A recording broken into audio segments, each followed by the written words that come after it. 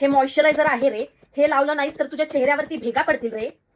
हे असं बोलल्याशिवाय ऐकत नाही ना तुम्ही. रात्रीचं स्किन केअर कधीही मिस नाही करायचं, कारण दिवसा तुम्ही फिरत असता, बाहेर जाता, धूळ बसते चेहऱ्यावर. एक वेळेस तुम्ही दिवसा फक्त सनस्क्रीन लावून बाहेर गेलात, इट्स फाईन. पण रात्री झोपण्याच्या आधी तुम्ही जर चांगलं स्किन केअर केलं, प्रोडक्ट जास्त वेळ चेहऱ्यावरती राहतो तर जास्त इफेक्टिव्ह राहतो. ते खरं तर कोलॅबरेशन होतं B&B ब्युटीचं, पण मला हा प्रोडक्ट इतका आवडला, बघू शकता.